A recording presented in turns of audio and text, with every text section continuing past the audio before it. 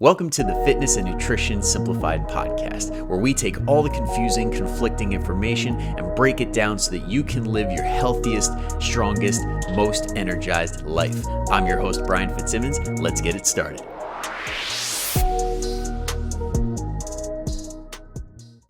All right, we're back at it again. I know it's been a couple days for you guys, but it's been about 30 minutes for me. I just took a break from the Monday's podcast and did a quick protein drink review. And I got to say, it was better than I was expecting. I gave the Ancient Nutrition bone broth protein a try. And reason being, I guess we'll make this topic number one. When it comes to protein, a lot of us force it. And because it is good to get more protein in your diet, but regardless of whatever you're entering into your diet, you need to focus on how your body feels because that's going to play a role in absorption. So, for example, I've been doing every sort of protein I could possibly think of. I gave whey a go because that's always everybody's introduction, usually. The whey protein because it's the cheapest, it tastes the best, and it has a lot of studies backing it up because it's the most common form. But you get it from dairy. So a lot of people who don't do well with dairy don't do well with whey. And casein for that matter, because casein also is from milk sources, dairy sources. And so once I realized that was not for me, because you find yourself going to the bathroom 30 minutes after you drink it, or you feel like you're walking around with like a brick in your stomach. That's what happens. And then I'm like, all right, well, time to find a new one. So I went for egg yolk protein back probably around like college time. I went for some egg yolk protein, and that was some of the clumpiest, like thickest, grossest protein I've ever tasted. Now, it might just be the brand, because take what I say with a grain of salt. This is all limited to my experience. There's a lot of good different brands out there, but there's also a lot of shitty ones. So I hope this pop filter catches my dry mouth, like when I do that little like reset of my, like when you swallow, because I know that was a little unsettling last time, guys. I do apologize. Not last podcast, hopefully not last podcast, but before I got the pop filter, which I'm hoping to eliminate. Anyway, back to the protein. Did the egg yolk protein, didn't work. Then I stumbled upon Redcon 1's MRE light protein, and it served me pretty well. I didn't really feel that bad on it, but somewhere along the line, I think they changed the formula up or something, or added a creamer to like make it taste a little bit better, and my body just didn't like it. And on top of that, the fact that the former CEO of Redcon 1, Aaron Singerman, is now going to jail for slipping steroids into some of their products, or one of their products, I don't know. Regardless, he got caught, he got popped. Him and the guy from Blackstone Labs are both probably going to see jail time. But anyway, I don't want to associate myself with that type of company, and I don't trust them. When you come into the supplement space, there are so few companies that you can actually trust. It's very hard to find them. And right now, the only one I truly do trust, like even though I did Ancient Nutrition review on them, I don't really know much about their company. I'll dive a little bit deeper if I can. But the only one I really do trust is Legion Athletics and any of the Carbon products. The Carbon brand is by Dr. Lane Norton and his wife, Holly Baxter.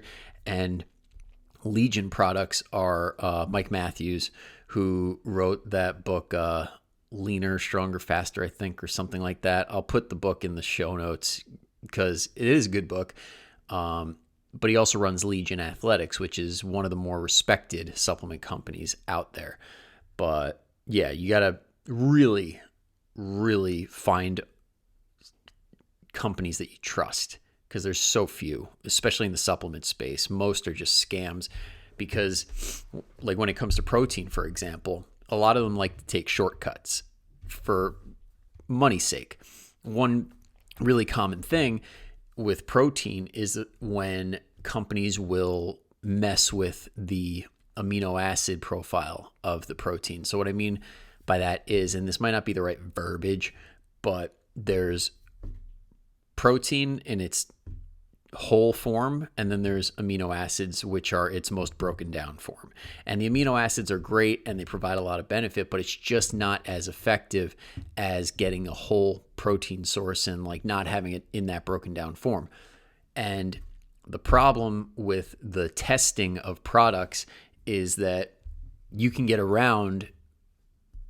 make it seem like there's more protein in a product by doing what's called amino spiking, which is when they'll take amino acids and add them to a protein powder so that when they do go to test it, like a third-party tester, they go and test it and it shows up like, oh, there's 20 grams of protein.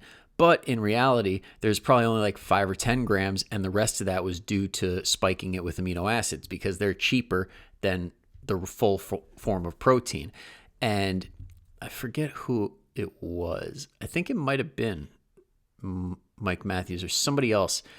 They were like, a lot of supplement companies hire mixing companies. Like they don't even do it in-house. Like they'll hire some company and say, all right, add 2 scoops of this, 1 scoop of that, 3 scoops of this, and that company will do it for them. So they can tell these minimum wage workers that really don't have any skin in the game, or like teenagers with their first job, like just do a scoop of this, scoop of that. The quality and the amount of scoops in each one are going to be every which way, under, over, whatever. So there are a lot of quality concerns when it comes to protein.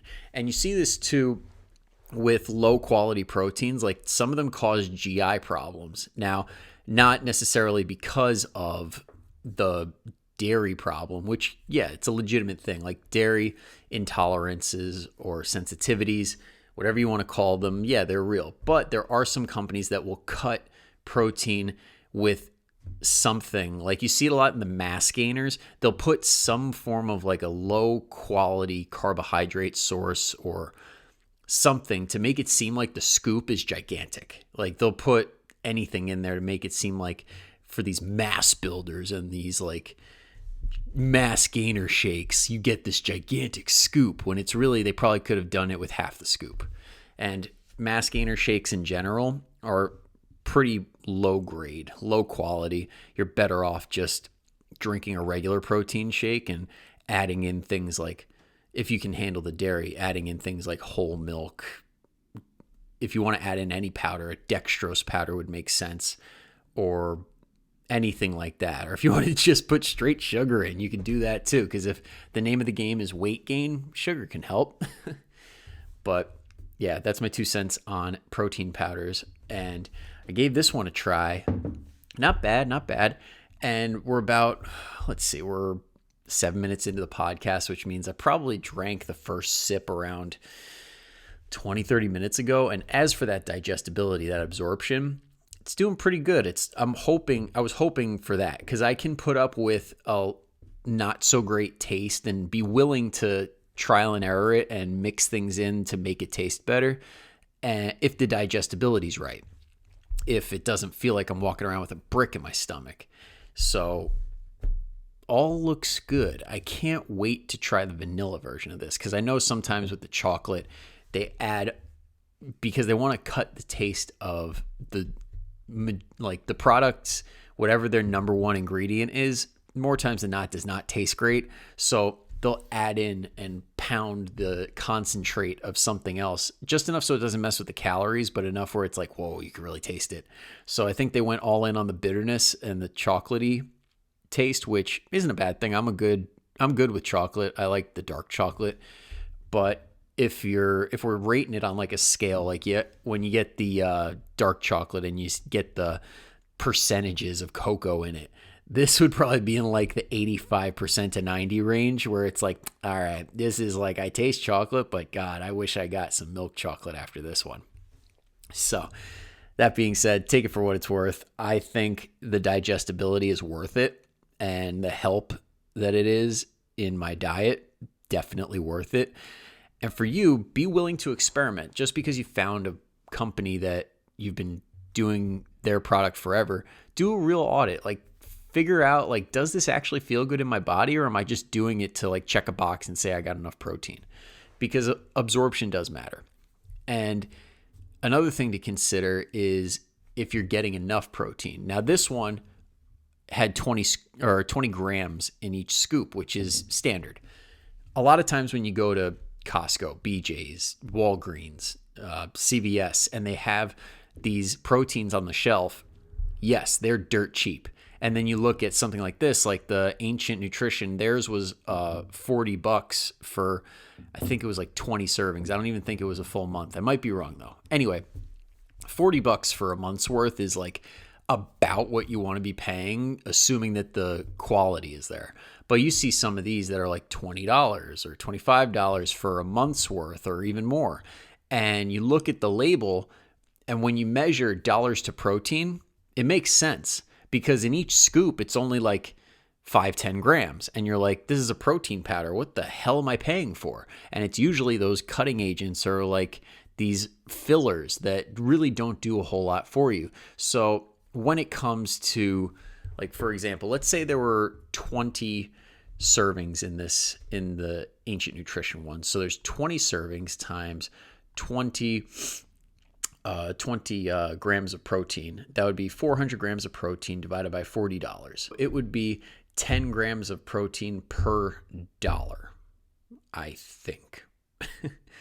So yeah, because per dollar, that would mean $2 a scoop, and there's 20 servings. So that would be 2 times 20, 40. Yeah. So sorry, my mental math on these episodes is nothing short of third grade level. But yeah, so you're getting 10 grams of protein per dollar, which is pretty good. And it's consistent if you're getting that 5 to 10 grams of protein if you're only paying $20. Makes sense. But you really want to make sure that what you're getting is actual quality, because they'll fool you in that way. That you think, oh, it's all protein, it's all the same. Not even close. Not even close. And I'll just tell you straight up, when it comes to digestibility, when it comes to absorption, when it comes to just bang for your buck, never, ever, ever get anything from Walgreens, Costco, BJ's, any of those big chains, because they're just selling you the cheapest one that they can get. That plain and simple. If you want a quality protein, first and foremost, I would go to labdoor.com and check and make sure that it's quality. I tried on this one on the Ancient, I want to keep saying Ancient Grains, Ancient Nutrition, and I really couldn't find anything on them. I would have rather that they had something, but they don't review bone broth protein. Damn. But if you want to check out like a major brand that is worth the money, go ahead and check out labdoor.com. That's LAB as in boy, D as in door. See what I did there? D as in door, then OOR.com. So labdoor.com. And they third-party test all of these big name brands. They run it through their testing and they make sure that it's legitimate. And that way you can make somewhat of an informed decision. And then they have like an Amazon link for all of these, because at the end of the day, you can get anything on Amazon, so you might as well do it there. Or if you want to browse a little bit and really do it in person, you can go to a GNC or a Vitamin Shop. But fair warning, those sales reps don't know shit. And I can say this because I was one of them. I didn't know a damn thing. And looking back, the people that I worked with didn't know a damn thing either. So educate yourself. Do not rely on them, because you never know if you got somebody that's just not intelligent and is just there for a job and trying to do their best with the knowledge they have, or if they're willfully trying to screw you over to make a commission. Because I think it is GNC. They operate on commission for GNC products. So if they try and point you in the direction of something that they have postered all over the entire shop, you know where their intentions lie. Sorry. I will move on from that one. We'll call it on that. Next is going to be stretching post-workout, which is something I started to do recently. I've had athletes do it in the past. I've had everybody pretty much try it at one point or another. And I got to say, it feels freaking amazing. Now, normally I have clients do stretching as like a filler in between sets so that I know they're resting. And because it's usually like a passive stretch. It's not like a really challenging yoga thing or anything like that, where your heart rate is jacked up. It's like a really passive, relaxed stretch. And doing that at the end of the workout provides a lot of benefits. Now, we talked in the past about doing it pre-workout in your warm-up, where it's like it's very good for opening up new ranges of motion and loosening up things that might be tight from the workday or anything like that. And when you train in those ranges of motion, you really lock it in and you set yourself up for a really good recovery. You set yourself up for optimal gains, and there's a lot of good to come of that. Now let's talk at the end of the workout. At the end of the workout, it has a lot of benefit too, because it puts you in a very relaxed state. So one, you get the most benefit from the actual stretching because you're now warm from your workout, which means that your tissue temperature is elevated, which allows your body to stretch to a point where it wouldn't have been able to in that warm up because you weren't quite warm enough yet. Now you're at your warmest and you really get to stretch out and really expand the fibers more so than you would have. So as for the actual act of stretching, it is at a good level. Then on top of that, when you're all done, it really sets your body up for the best alignment later in the day. That's really one of the hidden benefits of stretching is the after effect. So let's take your hip flexors, for example. You come out of work after sitting for 8 hours, you're going to have that tightness in your hips and they're going to be locked in and feel pretty locked in. And your walking, your sitting, your movement throughout the day is all going to be with this tighter flexed position. This can put a lot of strain on your lower back, on your upper back, on your knees, because all of them are compensating to help you walk with this now residual stiffness from sitting. Now, let's throw in the stretching. When you do the stretching, you now open them up. Those hip flexors have now opened up. Now you are allowing your body to have a more upright posture, which then decreases the stress on your lower back. It decreases the demand on your knees. It decreases a lot of the unnecessary stress that comes with these postures that are painful. Like in the long term, they can be painful. Not for everybody, but you know what I mean. If you are in some sort of pain, doing the stretching afterwards can help a lot with reduction of that pain and so on and so forth. Myself personally, when I go into the car, like, what do we got? Hopefully a little more than 15 minutes because I don't want my girlfriend to kill me. We're going to a wedding and the drive is 3.5 hours. You better believe I'm going to stretch, because when you open up the hips and the shoulders and you have some triggering thing, like for me, the trigger is prolonged sitting while driving. It's just not comfortable on my back. And I used to not be able to make it more than an hour or two in the car. But now, after the stretching, after making some adjustments in the training program, I can make it with no problem whatsoever. So after this podcast, I'm going to go for like a 5-10 minute walk, stretch out the hips a little bit, and then we'll get going. And I know that that's going to help a lot. So as far as pain reduction goes, like if you're driving home from the gym, or you just know that sitting on the couch watching Netflix with your husband, your wife, your kids for a couple hours is going to make your back cranky before bed, definitely worth throwing it in. Or if you do the early morning workouts, it can set you up for a much better day if you're all nice and loose and everything's feeling great. And even if you do have to sit at your desk, it won't be as uncomfortable. Did I miss anything? The big one, less anxiety/aggression. Now, working out in general is a great stress reliever, but when you leave and you feel incredible and you feel relaxed and you've taken the time to bring your breathing down and you really got 5 to 10 minutes of being relaxed in your own head with your thoughts, being able to really dial it down, your day improves tremendously. We used to do this in what we called our Fat Blast class back where I used to work. It was like a group class, and your heart rate would be jacked up by the end. But what we started to do was at the very end, we would do like a stretching routine and really get people to focus on their breathing, really bring their heart rate down. And they would get done, and it was like an endorphin rush where it was like, whoa, that was good.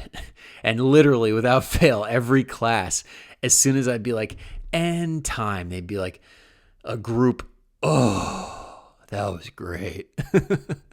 So I think that is as strong of a case as I can make for doing stretching post-workout. Give it a try. Just pick one or two spots that are cranky. Like if your low back is really tight and painful, don't stretch out your low back, stretch out your hips. So do a half kneel stretch. I'll make a note here so I can put the YouTube link in the bio. Okay, we'll do, for anybody who has low back stuff going on, give this a try. Half kneel stretch. The half kneel stretch will be number 1. The next one would be a figure 4 stretch. And then the last one will be, let's see, which one should I give you? We'll say, we'll do a T-spine rotation. T-spine rotation. And that will, for most people, really, really help, because those are the big spots that tend to be very, very tight from a seated posture over time, is the hip flexors, the abductors, abductors, the outside of your hip, like the side of your butt, that area, and then your shoulders, like the rotation of the upper half of your back. When it's not able to turn and rotate in a comfortable way, it can crank on the lower back. So doing those things makes a world of difference. Definitely give them a try at some point today and just see how you feel. Could be worth it. All right, now last but not least is gonna be, oh man, I wasn't planning on doing the protein one, and I'm between two right now. It's either context when giving advice or mental shift towards mental benefit of exercise. I'm going to go with context matters because I've hit the mentality a lot lately. So this one is more just on the educational side of who to listen to. When I say context matters, you hear me when I'm like, and I'm not saying I'm perfect. I could definitely improve delivery on certain things, and it's a process of learning that never ends to refine how you say things. But there are some hard rules when it comes to this that allow you to really sift through who knows what they're talking about and who doesn't. Like when I give an example, I set the frame. And that's first and foremost. Anybody who knows anything about what they're talking about sets the frame of who they are talking to and how it applies. Because these blanket statements of, oh, this is good for you, oh, this is bad for you, is like, no, there's always an outlier. I can tell you right now, I think exercise and eating whole foods is amazing for everybody. But there's going to be somebody out there that anytime they elevate their heart rate, it can kill them. Like if they have cardiac issues, or somebody whose digestion is god awful because of a medical condition and they can't really break down whole foods without being put in the ER because they're in so much pain, or some other ridiculous thing I can't even think of right now, because there are always outliers.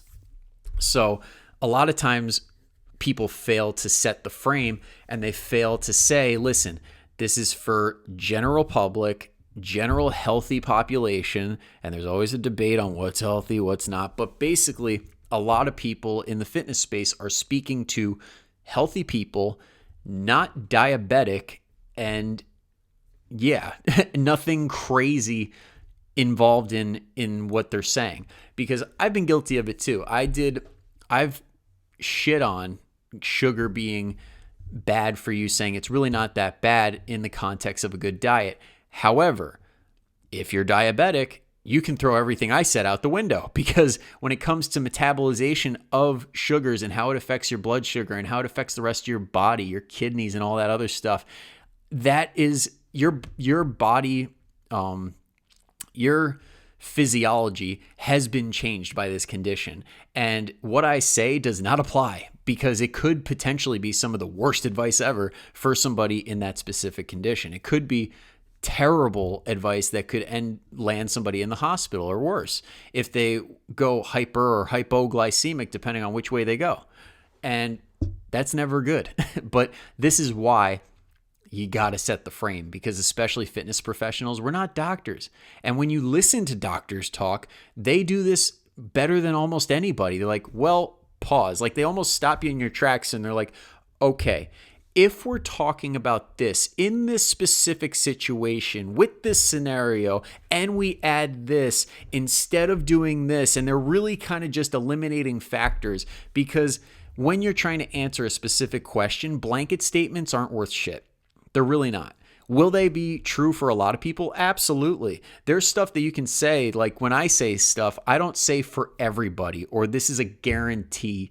Actually, sometimes I've said guarantee, but I still set the frame. But anytime you say 100%, absolutely, no questions asked, it's usually just a giant load of shit, because nothing is good for everybody. Except for maybe oxygen. That's the only thing I can think of.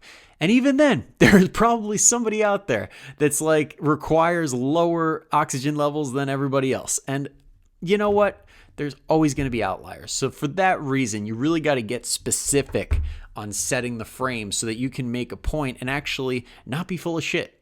The other thing is you got to explain the pros and the cons. Again, back to the doctor example.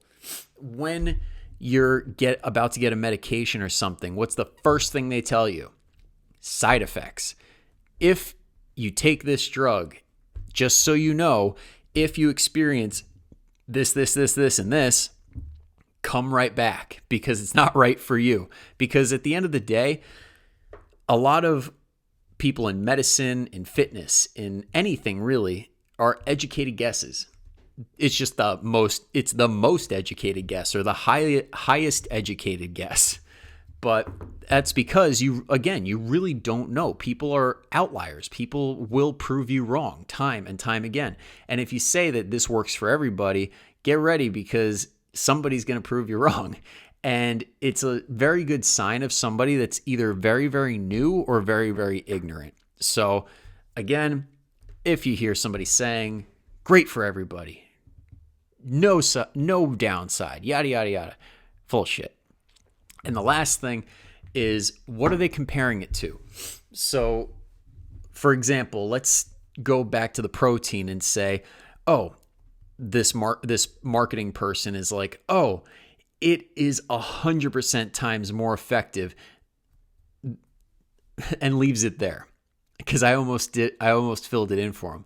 They'll leave it at, oh, it's 100% more effective. And then your next question should be, compared to what? Compared to what? 100% more effective, or increases muscle protein synthesis by 500,000%. And it's like, okay, compared to what?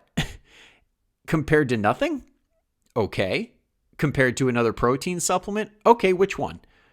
Compared to regular food? Okay, what foods? Because that stuff matters. Everything, the context matters. You really need a whole picture. And back to the marketing. Marketing loves giving out guarantees, loves making blanket statements, loves telling you that this is X amount percent incredible compared to the other thing. Or not even compared to the other thing. They just put the percentages up and you're like, whoa. And I can say this because I'm guilty of it. I was a teenager and I would literally look on the back of these labels and it would say, oh, increases muscle protein synthesis by 150%. And I'd look at my mom and be like, look, Mom, it works. Well, sorry, Mom, I wasted a lot of your money. But now that I'm a big boy and make my own money, I don't like wasting it. And I don't think anybody listening right now likes wasting their money either. So if you're looking at a supplement and it has claims like that, look, toss it. Don't go near it. And if you have somebody on Instagram that is saying like, this works for everybody, or like the 100% guarantee, blah, blah, blah, they're usually full of shit. Plain and simple. It is the way it is.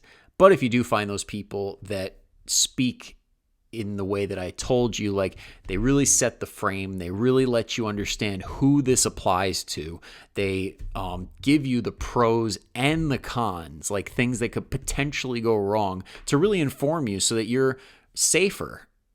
And for the people that they also let you know, like, this is in comparison to this other product or in comparison to this other situation, those are the types of people that you really want to listen to and you really want to get your information from, because they're going to give you the full picture, and they're going to still be biased. Everybody's biased to a point, but the amount of bias is going to be much, much, much lower compared to that person saying, this is great for everybody.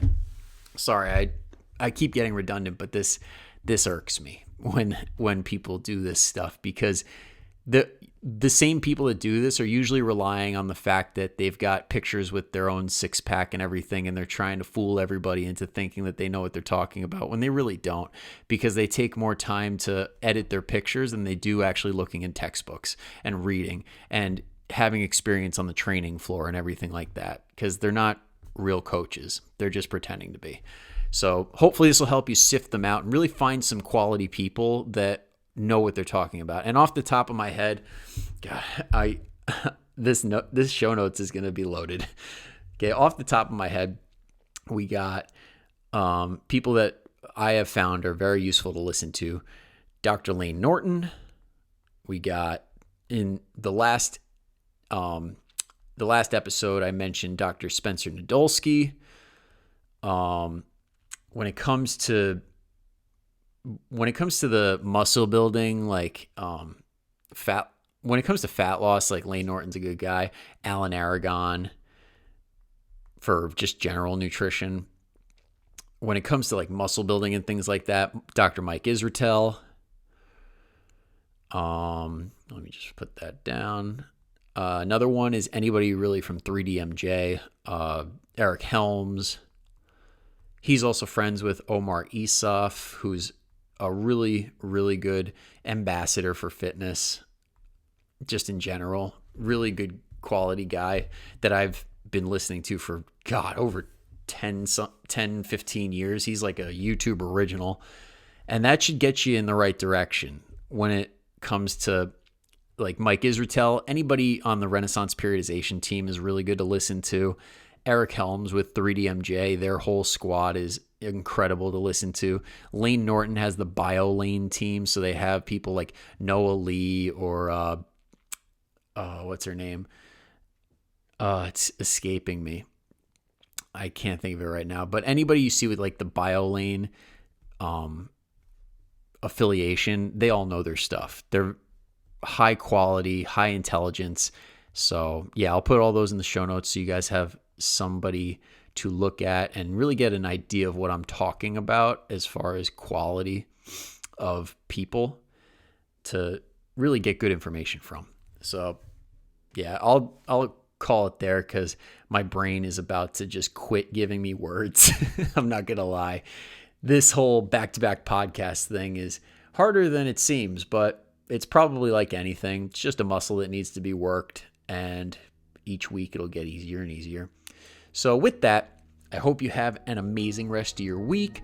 Go kick some ass, and I'll see you guys on Monday. Thank you so much for listening in. If you enjoyed it, be sure to leave a 5-star review and make sure to go hit that subscribe button so that way you don't miss another episode of the Fitness and Nutrition Simplified podcast.